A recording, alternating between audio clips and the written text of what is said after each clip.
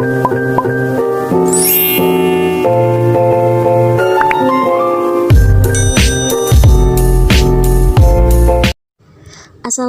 warahmatullahi wabarakatuh. Bertemu lagi bersama aku, Julha Novel 03. Pada video kali ini, aku ingin bacain novelku tentang Strong Woman. Buat teman-teman yang belum tahu ceritanya dari part 1 sampai part 4, yuk langsung aja kepoin di channel YouTube aku. Jangan lupa juga buat teman-teman untuk like, komen, dan subscribe ya. Jangan lupa di-share juga videonya ke media sosial yang teman-teman punya. Yuk langsung aja part 4. Aku tidak mungkin jujur dengan wanita bodoh ini, batin ayah Lucy. Tidak sayang, aku hanya terkejut mendengar pertanyaanmu. Jawab ayah Lucy sambil mencubit mesra hidung istrinya. Istrinya hanya tersenyum mendengar jawaban suaminya. Ih, jangan cubit-cubit mas, jawab ibu Lucy sembari melepaskan tangan suami dari hidungnya. Apa kamu puas dengan jawabanku sayang? Tanya suami serius. Iya, aku percaya sama kamu mas. Yes, akhirnya wanita ini sudah bisa aku kelabui. Padahal aku bertahan dengannya hanya karena menginginkan perkebunan milik ayahnya. Batin suaminya jahat. Makasih sayang, ucap suaminya sembari mencium kening istrinya. Sang istri yang tidak tahu kelakuan jahat suaminya selama ini hanya bisa mempercayainya saja. Tring tring tring.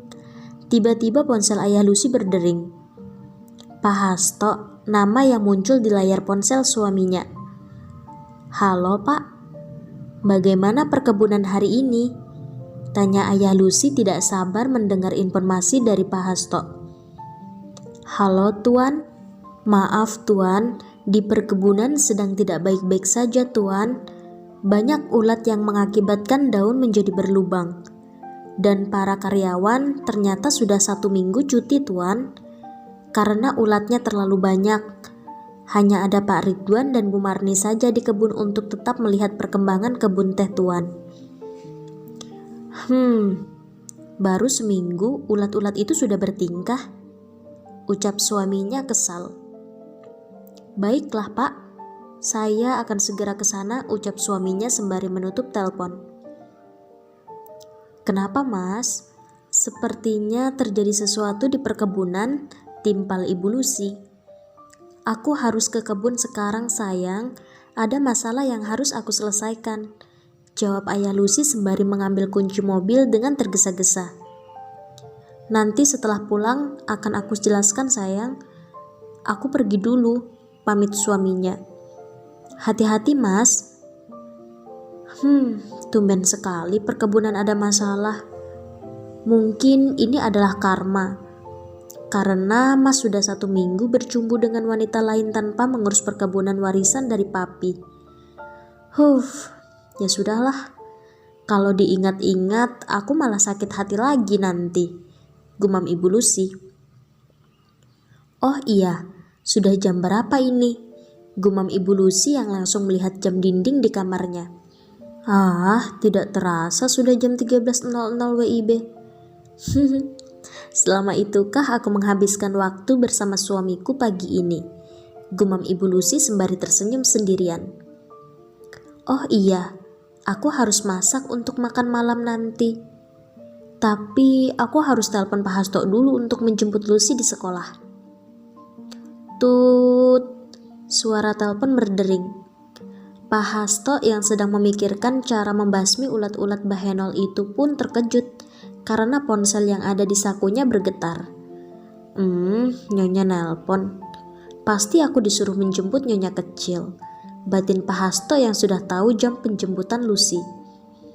Iya, halo nyonya, jawab Pak Hasto sopan. Pak, nanti tolong jemput Lucy ya. Jangan sampai terlambat. Kasihan Lucy jika harus menunggu jemputan, seru Ibu Lucy memberikan penjelasan kepada supir pribadinya itu. Baik nyonya, saya segera menjemput nyonya kecil, jawab Pak Hasto mengerti. Sambungan telepon pun terputus. Kemudian Pak Hasto menghampiri Pak Ridwan yang berusia 35 tahun dan Ibu Marni yang berusia lebih muda 3 tahun dari Pak Ridwan. Pak Ridwan, Bu Marni, saya mau nitip kebun dulu ya. Sebentar lagi Tuan akan datang ke kebun untuk mengatasi permasalahan yang sekarang menimpa kebun teh ini. Saya ada tugas menjemput nyonya kecil, ujar Pak Hasto panjang lebar menjelaskan kepada karyawan tersebut. Baiklah Pak, serahkan saja pada kami. Nanti akan saya sampaikan kalau Pak Hasto harus menjemput nyonya kecil, ucap Pak Ridwan penuh perhatian. Iya Pak, serahkan saja kepada kami, timpal Bu Marni. Hati Bu Marni pun tiba-tiba mengembang seperti bunga sakura yang sedang bermekaran di Eropa. Wah, ternyata pria tampan idamanku sebentar lagi akan tiba. Pucuk dicinta ulang pun tiba, seru Bu Marni dalam hatinya. Ketika Pak Hasto melangkahkan kaki meninggalkan Pak Ridwan dan Bu Marni, hidung Bu Marni mengembang seperti donat. Bibirnya tersenyum lebar dan kedua tangannya meremas lengan Pak Ridwan. Ya Allah, akhirnya aku ketemu Den ganteng, ucap Bu Marni kelepasan, karena tidak bisa menyembunyikan rasa bahagianya. Lepasin Marni, apaan sih kamu? Seperti janda kegatalan saja, celetuk Pak Ridwan sambil melepaskan cengkraman tangan Bu Marni di lengannya. Apaan sih? Kamu syirik aja. Bah, sahut Bu Marni sambil menjulurkan lidahnya ke wajah Pak Ridwan. Pak Ridwan hanya bisa menggeleng-gelengkan kepalanya melihat tingkah Bu Marni. Pak Ridwan memang sudah mengenal Bu Marni sebagai seorang janda yang ditinggal kabur oleh suaminya karena sikapnya yang seperti ulat keket, nempel sana-sini sama laki-laki lain. Setelah kurang lebih 3 jam, ayah Lucy pun sampai di perkebunan. Letak perkebunan mereka berada di desa seberang, jadi memerlukan waktu kurang lebih 3 jam perjalanan. Melihat ayah Lucy yang turun dari mobil, Bu Marni langsung menghampiri dengan salah tingkah. Ia berjalan dengan melenggak-lenggokkan pinggulnya yang jadi andalan untuk merayu laki-laki. Di tengah menghampiri tuannya, Pak Ridwan yang melihat wanita di sebelahnya langsung mencegah. Hei, kalau jalan biasa aja bisa gak sih? Ingat, kamu itu cuman tukang kebun teh ya. Jangan sok jadi Cinderella deh. Jijik gue ngeliatnya, celetuk Pak Ridwan yang sudah tidak tahan melihat tingkah Bu Marni saat ini. Lu iri ya? Karena gak bisa dapetin gue yang bodinya bohai cetar membahana ini, sahut Bu Marni sambil menunjukkan bodinya yang seksoi. Duh, amit-amit cabang bayi. Jangan sampai gue kena sihir setan lu, Marni. Lu tuh kalah jauh sama istri tuan. Beda kelas Marni. Sadar lu, sadar. Capek gue nasihatin lu, kata Pak Ridwan yang sudah kehabisan kata-kata melihat wanita di hadapannya saat ini seperti cacing kepanasan. Inget ya, lu itu bukan siapa-siapa gue. Jadi lu gak berhak ngatur hidup gue. Dan inget ya satu hal lagi, gue pasti bisa kok dapetin hati babang tampan. Dan setelah gue dapetin hatinya, gue langsung suruh dia mecat lo tanpa pesangon, celetuk Bu Marni penuh dengan ancaman. Lu pikir gue takut dengan ancaman murahan seperti itu? Lu itu... Belum selesai Pak Ridwan mencaci maki Bu Marni, tiba-tiba ayah Lucy sudah berada di belakang mereka. Ridwan, Marni, apa yang kalian perdebatkan di siang bolong begini? Tanya ayah Lucy mengejutkan Pak Ridwan dan Bu Marni. Ayah Lucy lebih tua 2 tahun dari usia Pak Ridwan dan Bu Marni. Jadi ayah Lucy memanggil nama mereka dengan sebutan nama. Berbeda dengan Pak Hasto yang usianya hampir 42 tahun. Anu itu Pak. Aduh, anu, jawab Pak Ridwan gugup. Apaan sih kamu itu?